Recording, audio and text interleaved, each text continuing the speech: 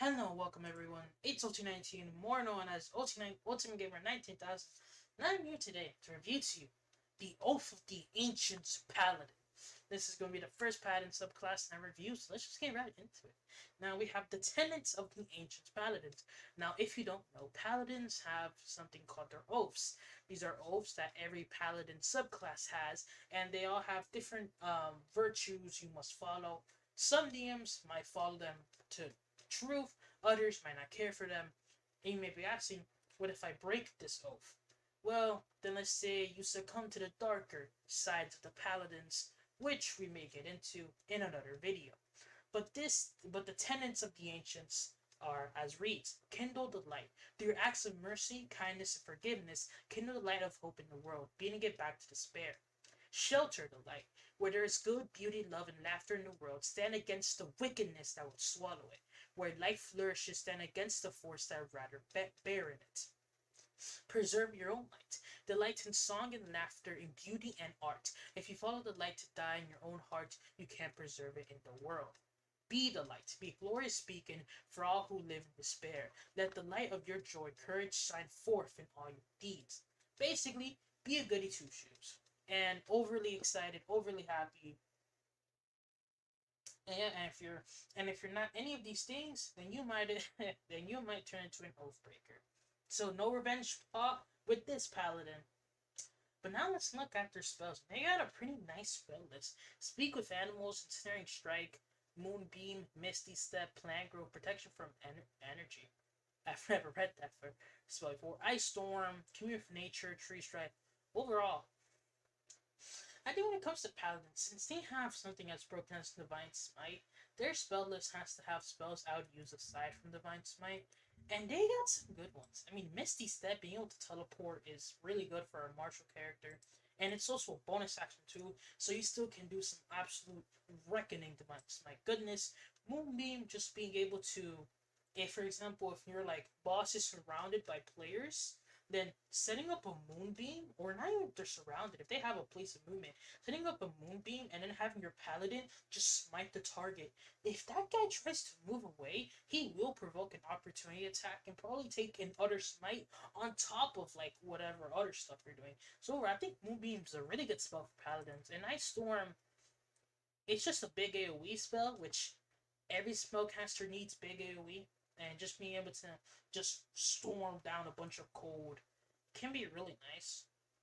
Um, yeah, there's not much to it. It's just good damage. Like it's good AoE damage.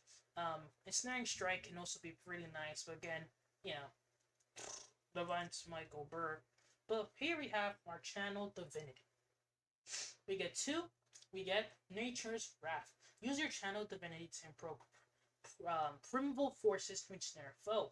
As an action, you can cause spectral vines to spring up and reach for a creature within 10 feet of you that you can see. The creature must succeed on a strength or dex saving throw, its choice, or be restrained. While restrained by these vines, the creature repeats the saving throw at the end of each of its turns. On success, it frees itself.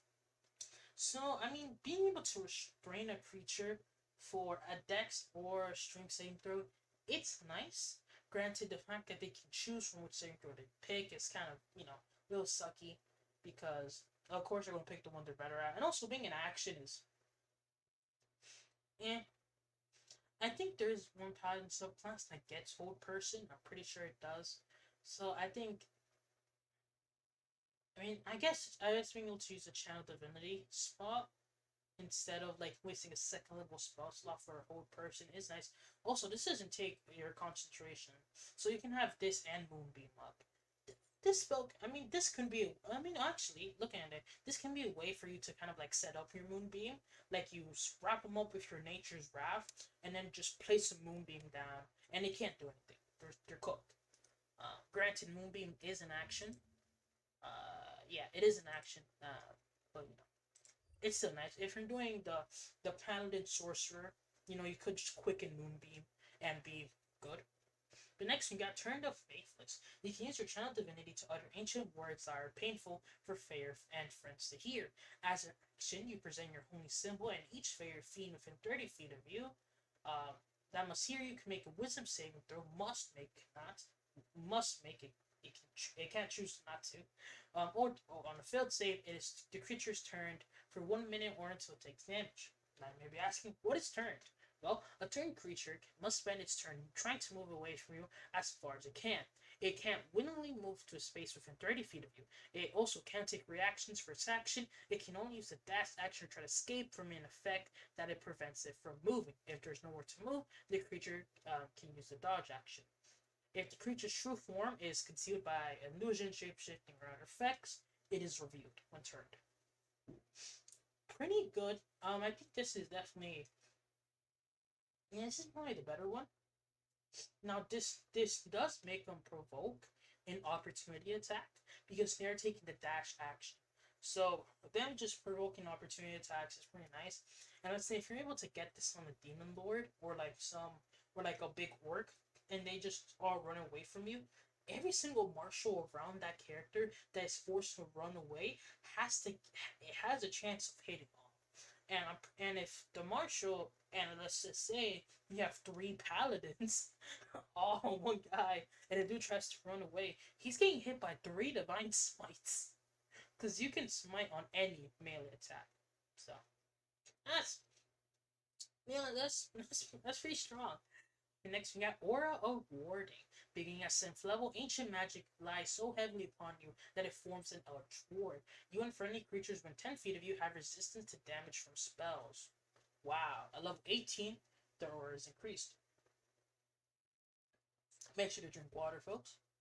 Yeah, it's actually really good. Taking half damage from spell. Wow. I mean, Beam, Ray of Incineration. That's Meteor Swarm. That's gone. Oh, wow. And they also get like, and they can also get like +5 to saving throws. So this, okay, yeah, that's really good. So even if they don't succeed, they still take half. And some people already have half. So like, there's, wow, this feature, okay, this is really strong. Next, we get Undying Sentinel. Starting at 15th level, when you are reduced to 0 hit points but not killed, you can choose to drop to 1 instead. Once you use this ability, you can't do so until you finish a long rest. Additionally, you suffer none of the drawbacks of old age, and you can't be aged magically. Yeah, it's good. I mean, you definitely are going to use it. Let's not beat around the bush. Paladins are some of the more squishier martials because they are so multi-ability sport dependent. So I think just being able to just drop to 1 hit point is nice. You don't have to make a saving throw. Granted, half orcs do get this on level 1, but it's still good. It's not a dead feature. It's just, there are ways to get it earlier. Well, I mean, I guess if you do take a half orc over the ancients, you have 2 instances where you can just drop to 1 HP instead, and just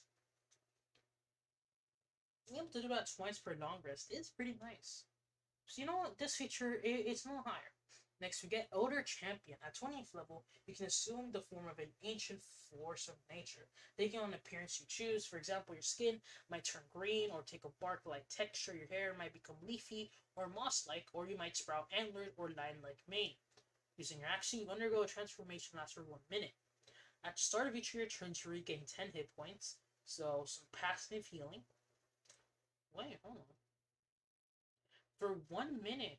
Oh, so if you are knocked out and but have this active, you just get right back up on your turns.